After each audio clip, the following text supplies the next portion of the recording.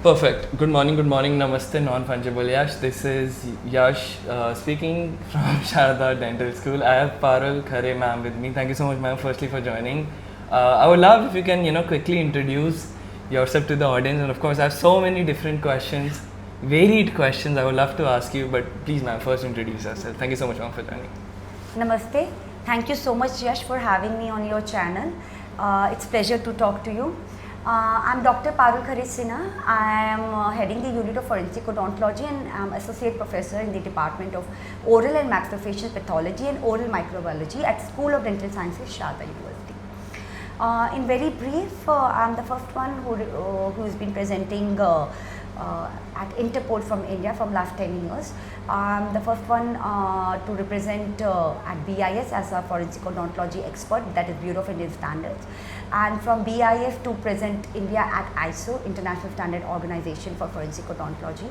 I also teach All India DSPs, prosecutors, narcotic drugs officers at Central Academy, Bhopal. Teaching is my passion, and that's why I love to be at this dental college for 7.5 years, and I always encourage my UG students to do a lot of research and academia.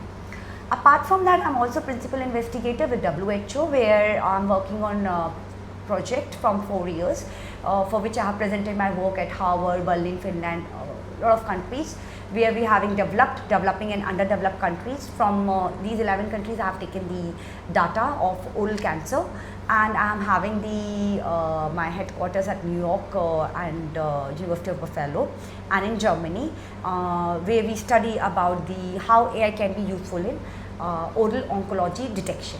And I also work in AI and forensic odontology and AI and facial reconstruction. Perfect ma'am. You're definitely doing a lot of things, that's for sure. But yeah, really a pleasure to have you ma'am. I think first question I think everyone has in their mind is that how to brush accurately, how to brush correctly, how many times you should actually brush, and a lot of people, like you mentioned, actually skip the night brush. And is the night brush more important or the morning brush, and how to actually brush in the right way ma'am? Very good question, Yash. Very important question to begin with, because whatever we introduce each other when we are in academia or we are in a hospital setup, it's fine, but ultimately you are talking to a dentist, and the first thing is oral hygiene. Yes, definitely we should brush twice, once in the morning and in the night. Now you ask why it is important in the night. Definitely you don't want your teeth to have bacteria dwelling and developing in the night, and bacteria doing party in your mouth when you are sleeping, because whatever you are eating in the night, the food is getting accumulated, and most of us do have a habit of eating some dessert in the night, or maybe chocolate, or we are if we are students, we are more into the some kind of energy drinks and chocolates, or eating till midnight and all, and that when we are under stress we eat more, so everything is getting accumulated, and the night brushing is very important to remove all those food particles and lodgements, so that they don't get accumulated, go down, and your tooth get into a position where you have to go for a RCT treatment, root canal treatment, and if you don't do that on time, probably you have to go for an extraction. So yes, for brushing the technique is very simple. We divide the tooth in upper and lower quadrants. So we have 1, 2, 3, 4, 30 seconds in each quadrant. It should be upside down, it should be left and right, from inside and on the occlusal surface. So these are some terms that we use. Basically, in layman term, try to do 30 seconds your brushing in each side, and rinse your mouth very well, because rinsing is very important. I see in my daughter itself that she will brush, but she is very lazy to spit, to rinse, and that doesn't help, because then your paste is already there, your food and your bacteria are already there. Another thing, toothpaste, you can use any toothpaste that you like, but if you have sensitivity, we normally recommend Sensodyne toothpaste for sensitivity. If there is some issue with your water content and you have fluorosis, if you have more cavity, we recommend for the toothpaste with more fluoride content. Absolutely ma'am. I think one more thing, one follow-up question I definitely have in my mind, is there any sense of brushing 3 times per day, and is there something called overbrushing? No, there is nothing called overbrushing. A lot of people have this good habit. But can it not disrupt your enamel? Or No. No? lot of people have a good habit. I have seen myself because I have traveled globally a lot. Like more than 28 countries I have been there for giving lectures and workshop and conducting meetings and all. I do see people rinsing their mouth or brushing after lunch also. So there is nothing like over brushing. You don't have enamel thing. The enamel is the outermost layer of the tooth. And yes, you have asked me a question that will take me towards my passion, which is forensic odontology, because enamel is the hardest substance that we have in our mouth oral cavity. In fact, if there is a fire, disaster, any of those kinds, where it could be any kind of fire, it could be a train accident, plane accident, or terrorist bomb blast or everything, where your bone, your muscle, everything, skin has gone, but your tooth would remain until 1100 degrees Celsius, they remain. So I can go on and on in forensics, but coming back to your enamel, with your brushing, nothing goes bad with your enamel. The thing is this, you don't have to be really, really harsh with your tooth. Be gentle. Absolutely, absolutely. And I think, ma'am, you definitely mentioned a lot about brushing. I think, of course, there are a lot of studies that are relating oral hygiene to cancer, right? Or maybe oral hygiene to heart disease, primarily, right? So, ma'am, what do you think about that? Do you also think that oral hygiene could be related to heart disease, something so serious like a heart disease? Because a lot of people, miss brushing and, are so casual about brushing. Yes. They never imagine it could relate to heart disease. Yes, you are absolutely right. People don't take it seriously here that brushing can or is linked to heart disease. It is. It has been proven in the research papers. It has been shown in the cases where when the person dies, autopsy is done, post-mortem, and it is shown that in your heart, the bacteria which were found are actually from your tooth. Now, how it happens when you don't brush properly, you have space between your tooth and gums. Periodontal, these gums are called periodontal ligaments. Infection can go inside, in, and the bacteria go in through the blood vessels. So there you have blood vessels in all over your body, and through this, the bacterial infection invades in your heart and can lead to endocarditis. Absolutely, ma'am. I think that's why it's even more important to brush frequently. I think, of course, ma'am, you mentioned a lot about oral hygiene, and I think one question that kind of relates is that, of course, in youth, not just youth, but of course in older population as well, there is a lot of consumption of tobacco products, right, and smoking and alcohol as well. And I think there's a lot of studies that kind of are relating alcohol with oral cancer as well. So, ma'am, if someone unfortunately develops a sore or just a small thing they start noticing in their mouth, how can they be sure of how can they get rid of the anxiety that it can be oral cancer or it can be just related to their digestive system? So how or when should they actually go to a dentist or a doctor and consult? Very apt question, Yash. The thing is this: pan masala, gutka, tobacco, smoking, alcohol consumption definitely leads in oral cancer. It is not that today you started eating and tomorrow you will get. No, it takes time, but it definitely.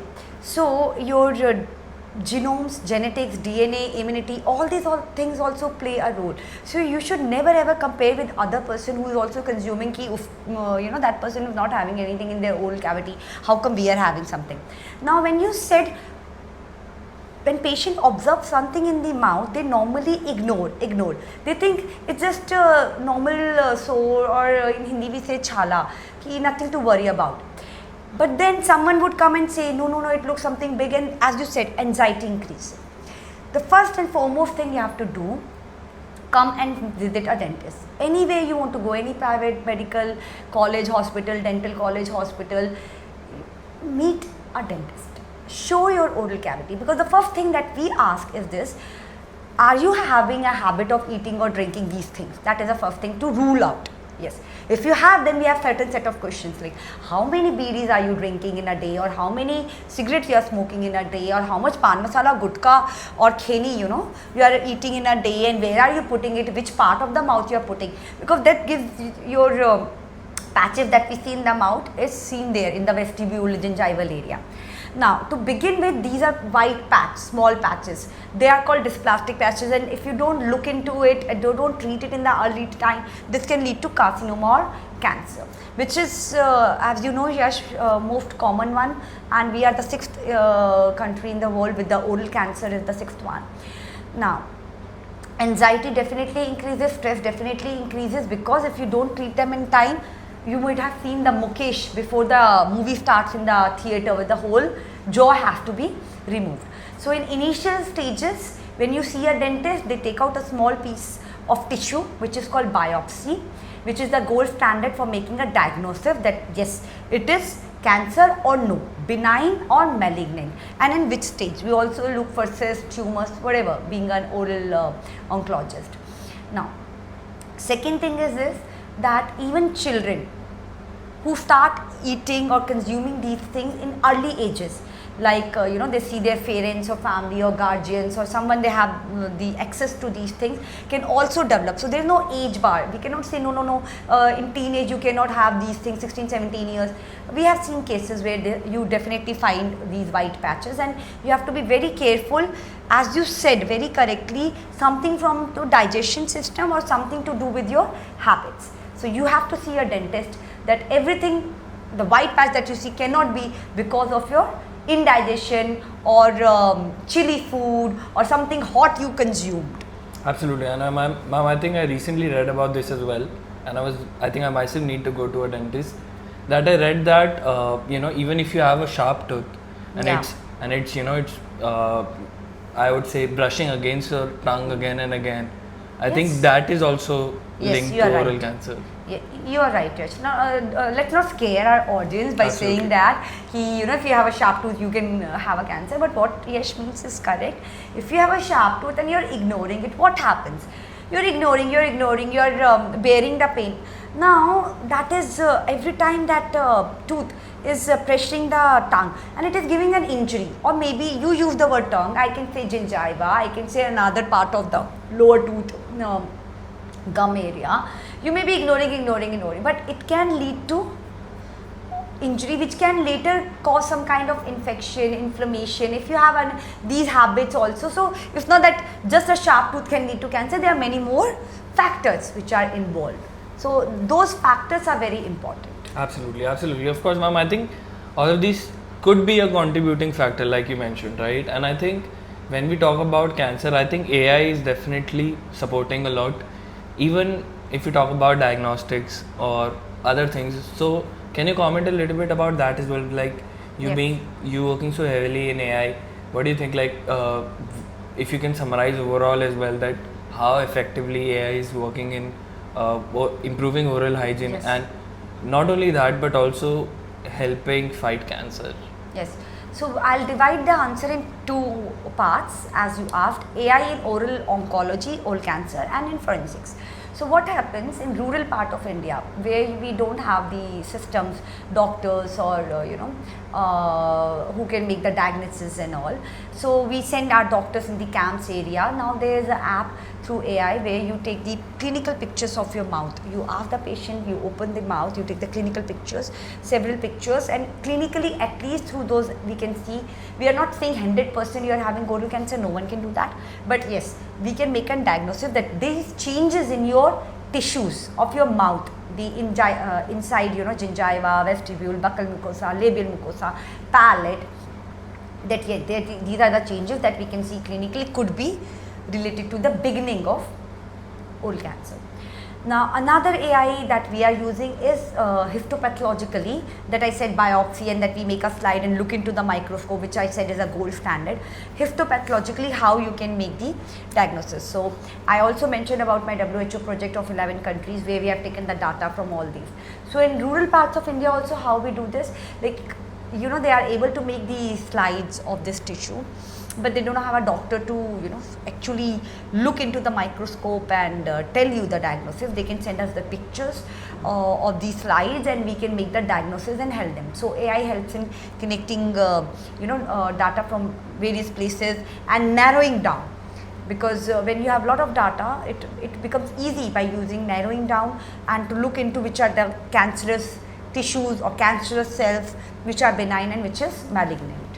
Absolutely, absolutely. And I think, ma'am, of course, you talked a little bit about forensics. Can you share a little bit light on forensics? And, of course, you being so heavily involved in forensics, like, what do you think is the scope of forensics, even? And, a person that has done BDS or that has done MBBS, what do you think? Can they potentially go on to join a government agency like a CID? Or, how's the scope over there? So, forensic odontology is not a special separate subject in dentistry. We have 9 subjects or specialities of masters in dentistry. So, forensic odontology is taught in the 3rd year of dentistry in the subject of oral and maxillofacial pathology. Now, when we talk about forensic odontology, it is to do with the teeth. We have 32 teeth in our mouth. So, what we teach in forensic odontology is how teeth can be used in identification of humans. Like in what way? Age estimation, sex determination, the palate, the palatal rugae is different for each and every individual. Each and every human has different set of teeth. So he is different, I am different, we have unique teeth. So that is how we can identify.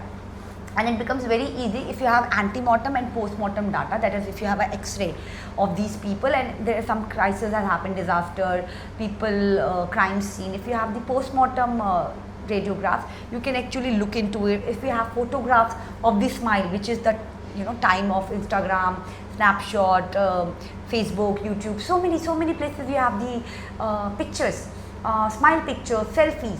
So these are all your evidences that can be used in AM and PM.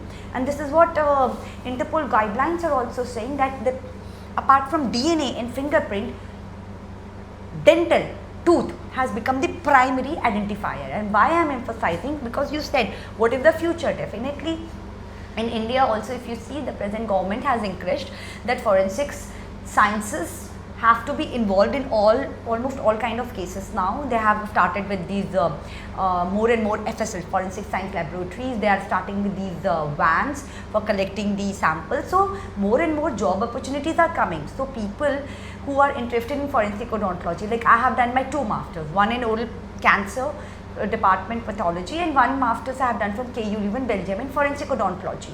And currently I am pursuing my PhD in AI in facial reconstruction. So we have a lot of diploma courses, fellowship programs and MSc courses which are running in India.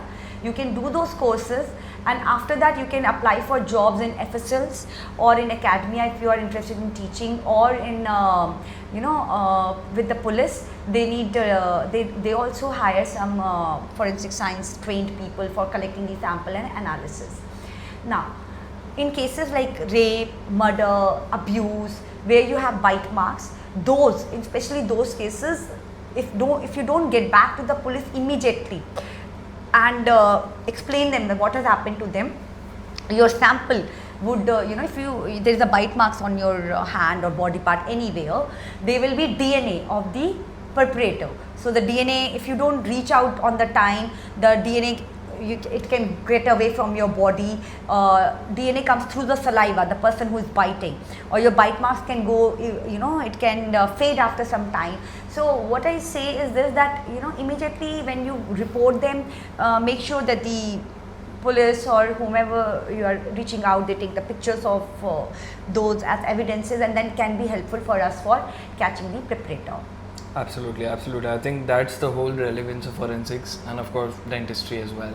And I think, ma'am, if you talk a little bit about students and people that are trying to pursue dentistry, and people that are appearing for NEET, students especially that are studying from 10 to 12, can you shed a little bit light on how can they actually distinguish whether they actually want to study dentistry as their main thing, or they want to do MBBS? And a lot of people actually say that people choose dentistry as their second option. So if you can share that. That's a very truthful question, I would say, because we see a lot of students who are joining dentistry. Almost all dental colleges have handed students when they join the first year, and when we ask them, what you said, Yash, is correct. Most of them wanted to be a MBBS doctor. They couldn't clear those exams, so they landed up in dentistry. Very few would be that they actually wanted to be a dentist. So see, if I'm talking to the students of 11th and 12th, and if you are listening me out, you have to be very clear in your head that you want to be a doctor of the full body, and you want to dedicate your complete life to be there day and night for the patients. You need to be really a dedicated doctor, because you have to finish your MBBS and then you have to do your MD another 3 years, and then you have to be DNB, because all these degrees is just not just to have on your name. These things are specializations, and when a patient comes to you, still in our country and worldwide, doctors are the most important people, and you don't want to go yourself to a doctor who doesn't know anything, who cannot treat you, who cannot write medicine, who cannot listen to you and understand, and cannot make a correct diagnosis. Having said that, when you are dealing with teeth, we are dealing with 32 teeth. If not all wisdom tooth has come out, 28 teeth. You have deciduous teeth in children, so you have teeth which will fall and then the permanent teeth will come.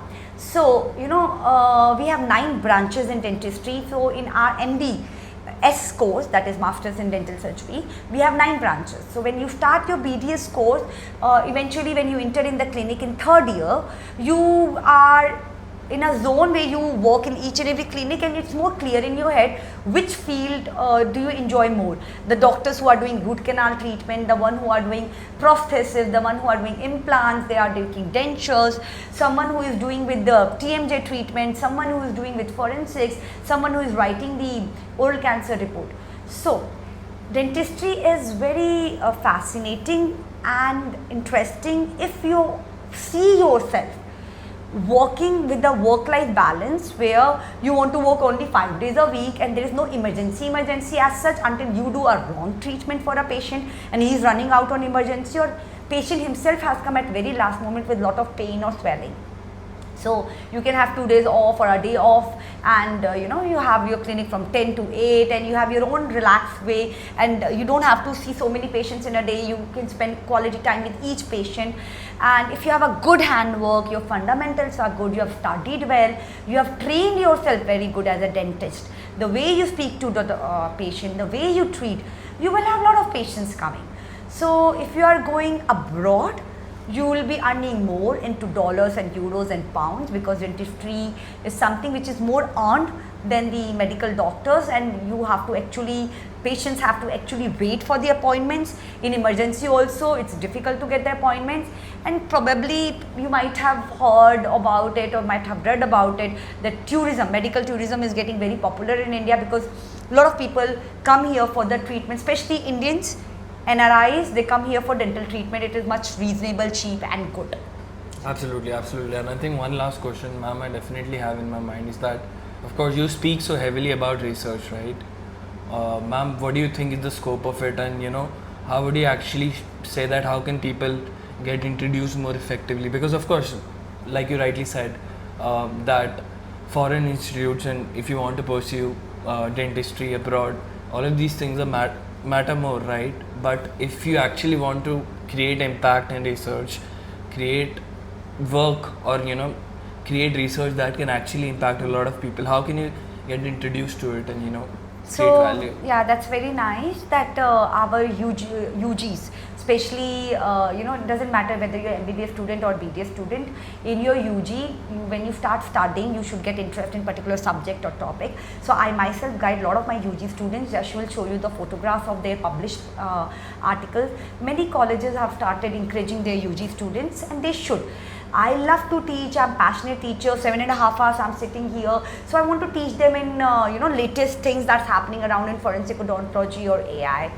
And what happens, you don't have, earlier we used to wait to do MDS or MD, to do research, to do thesis. Now is no barrier. In UG itself, you can start writing paper, you can start analyzing, and Gen Z is so smart, they're so fast, they can compute things very faster with AI, with the Microsoft Excel. So when I teach them, I actually enjoy, because they put their all focus, time, energy, and dedicatedly do with all the passion when they are on the right track. and they come out with nice results, and it's very good to see young generation working on research and getting new results which we are publishing, and when you do publications, it is worldwide that you are reading it. So I have published a book with the author from UK, both of us, in which I have made an atlas of first of its kind in India, where it is my, the pictures that I have taken, clinical pictures that I have taken is from my students who have been given consent and they are acknowledged, because I told them that you make a part of a history. We will die. We are not immortal, we will die. But the books, the articles that we publish, that is there everywhere on internet, will be always there. So contribute to research if you are a passionate researcher. Look for the loopholes, look what new you can do, how you can do patents. See, in dentistry, lot of patents are there, because some instruments are always there, and you want to, when you're practicing on the patient, you're doing some clinical treatment, you feel like this should be like this will be more easy to do, or this can be a better off. You can make a little changes, and our government is supporting a lot on research, patent, grants. Yeah, so we should use our mind on all these things and make, world progressive, country progressive. Absolutely. I think it's very important that, all the students actually reach out to dentists and, share and learn about the problems, and they can, that way work on it. Yes. Perfect. Thank you so much, ma'am, for joining, and definitely would recommend everyone to check out ma'am's bio and read about the recent research ma'am is doing and stay updated. And once again, thank you everyone. Thank you so much. Thank you.